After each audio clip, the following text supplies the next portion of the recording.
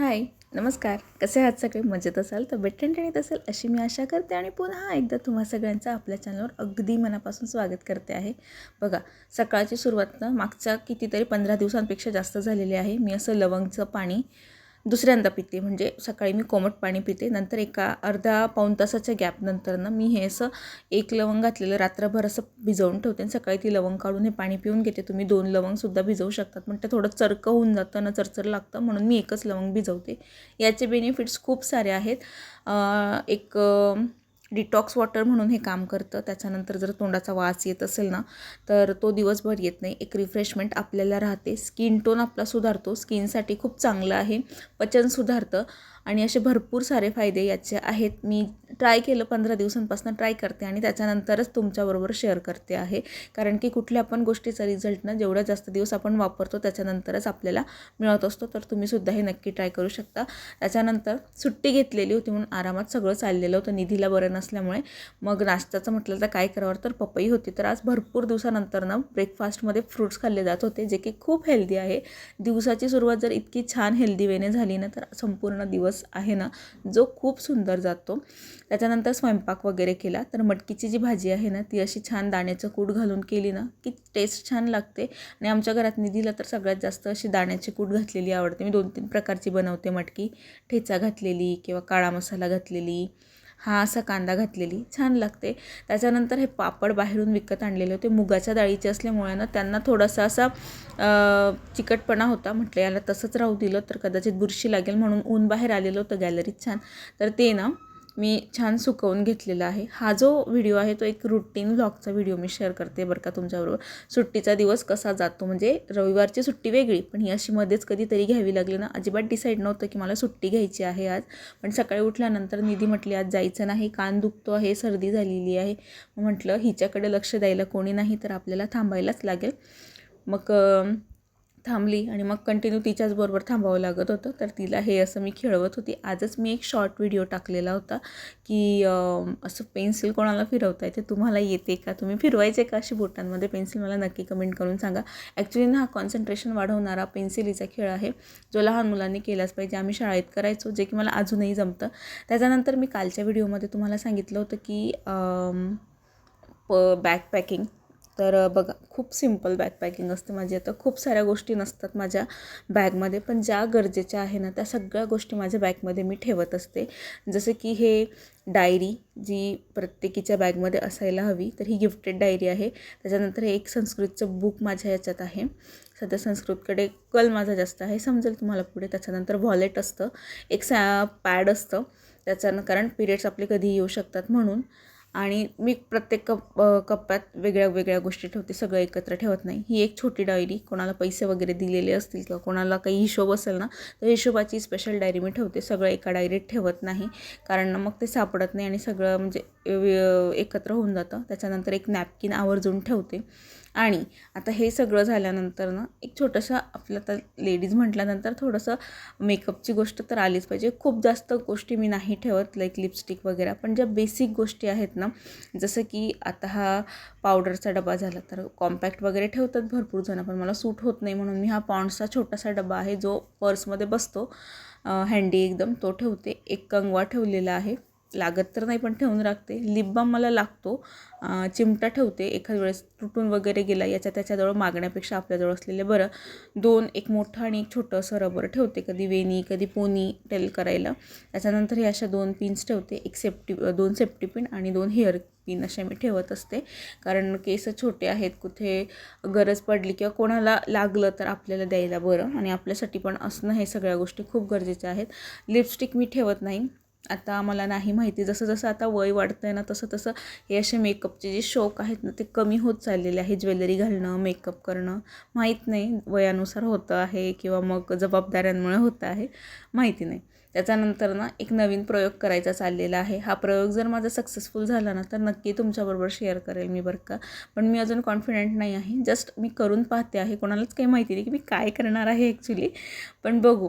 थोडीफार आयडिया तुम्हाला आलेली असेल, पण जो तुक्का तुम्ही माराल तो बघू कितपत खरा आहे. पण मला अजून मी शुअर नाही आहे, कारण की मी त्यातली तज्ज्ञ नाही. मी जस्ट काही थोड्या गोष्टींचा आधार घेते आहे आणि त्यातनं शिकून प्रयोग करायचा प्रयत्न करते.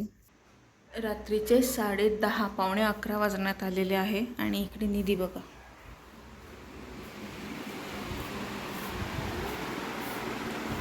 कधी होणार आहे का ग? अजून किती वेळ बसायचं आहे? इकडे बघ. ओ अभ्यासू किडा.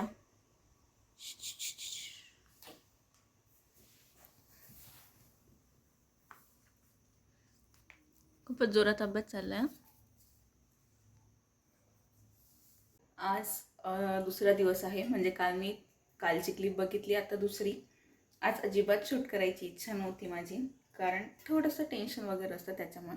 आणि कसं असतं ना, आज मी एक शिकली की आपण परिस्थितीबरोबर ॲडजस्ट करायला शिकतो. आता एक साधं उदाहरण देते, खूप म्हणजे प्रत्येकाला समजेल असं. आपण आपलं जास्तीत जास्त म्हणजे गृहिणींचं, स्त्रीचं सगळ्यात जास्त वेळ आपल्या किचनमध्ये जात असतो. तेव्हा बऱ्याचदा असं होतं की प्रत्येकीच्या किचनमध्ये सगळ्याच वस्तू अवेलेबल असतात, असं नाही.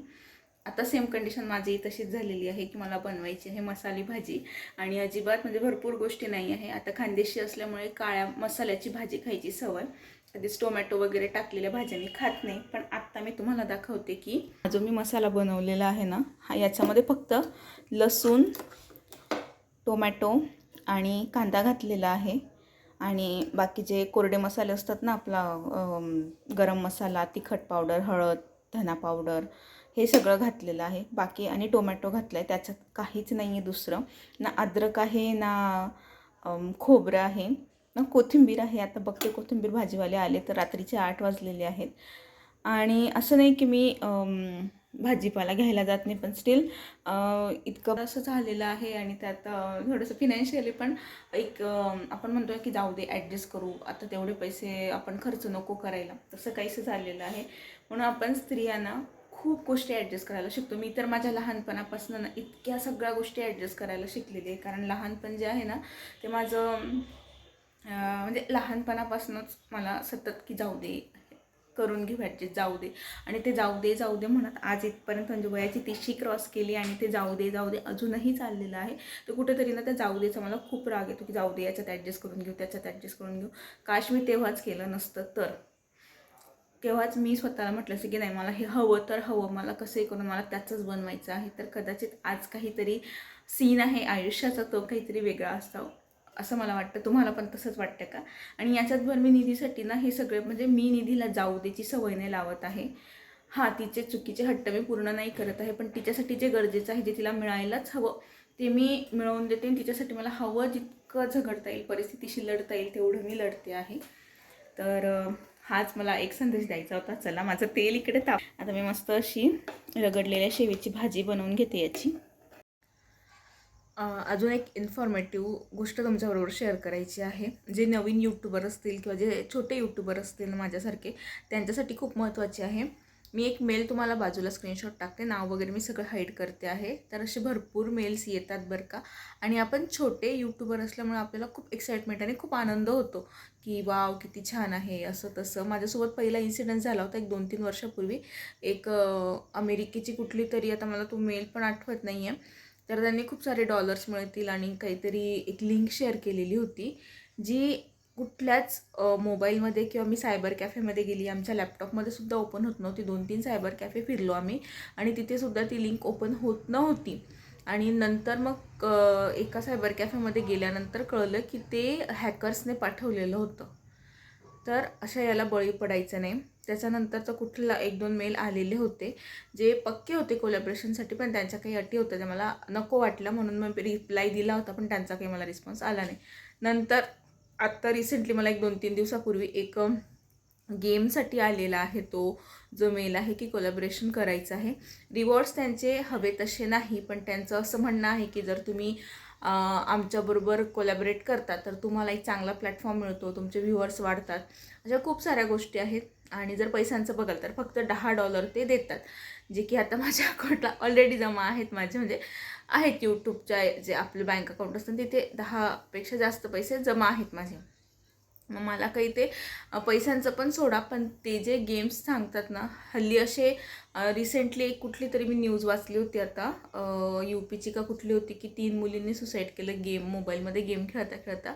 तर तेव्हा अशा वेळी ना हे सगळे असे गेम्स ना डाउनलोड नाही करायचे. टू बी फ्रँक सांगायचं ना, खूप सारे गेम्स आहेत. आता मला गेम लवर अजिबात नाही, माझ्या मोबाईलमध्ये कधीच कुठला गेम मी डाउनलोड नाही केलेला. तर असे भरपूर गेम्स असतात की जे आउट ऑफ इंडियाचे असतात आणि जे जीव घेणे ठरलेत. म्हणजे आत्ताचीच गोष्ट नाही, मी खूप आधीपासून पाहते, एक 5-6 वर्षांपासून, की खूप सारे गेम्स आहेत की ज्या गेम्समुळे जी तरुण पिढी असते, जे मुलं असतात ना, ज्यांना म्हणजे 18 वर्षाखालील मुलं, ते असे त्याला बळी पडतात आणि त्यांना सुरुवातीला छान वाटतं, नंतर टास्क वगैरे दिलं जातं आणि मग तेव्हा ते टास्कमध्ये असं काही काही त्यांच्या स्टेप्स असतात की ही स्टेप फॉलो केली तर असं करावं लागेल, तसं करावं लागेल. म्हणजे मी पण न्यूजमध्ये वाचले, मी प्रत्यक्ष पाहिलेलं नाही आहे.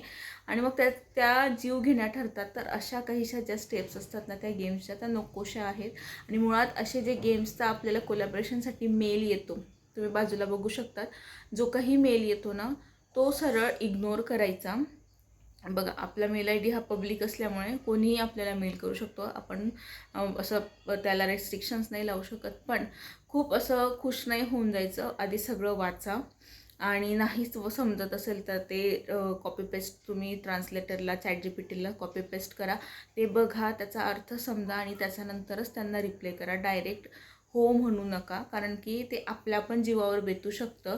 जर समोरच्याचा जीव गेला आणि त्याने आपण दिलेल्या लिंक थ्रू जर त्या व्यक्तीने गेम डाउनलोड केलेला असेल तर आपण तर समोरच्याचा जीव तर जातोच जातो आणि आपणही फसतो. त्यामुळे ते आपल्यासाठी अजिबातच चांगलं नाही. त्यामुळे प्लीज काळजी घ्या. मी स्पेशली जे यूट्यूबर, ज्यांना असं वाटतं की यूट्यूबला चॅनल उघडावं किंवा इंस्टाग्रामला असं काही जर तुम्हाला येतं आहे ना, सो अवेअर राहा. असं कुठलाच डिसिजन तुम्ही घेऊ नका आणि हो म्हणू नका. हेच मला तुम्हाला सांगायचं होतं. बाकी तुमची इच्छा आहे, तुम्हाला करायचं की नाही करायचं. मी आजपर्यंत तसं काही केलेलं नाही आहे. 1-2 कोलॅबरेशन होते चांगले, पण नाही झालं ते. मेल येतात आपल्याला आणि अशा चुकीच्या कोलॅबरेशनला कधीच तुम्ही हो म्हणू नका. तर आजचा हा व्हिडिओ मी आता इथेच संपवते आहे. आशा करते तुम्हाला व्हिडिओ आवडला असेल. जर व्हिडिओ आवडला असेल तर लाईक करा, कमेंट करा, शेअर करा आणि चॅनलवर पहिल्यांदा असाल तर आठवणीने चॅनल सबस्क्राईब करा. भेटूया पुढच्या अशा मोटिवेशनल, पॉझिटिव्ह आणि इन्फॉर्मेटिव्ह व्हिडिओमध्ये. तोपर्यंत काळजी घ्या. बाय.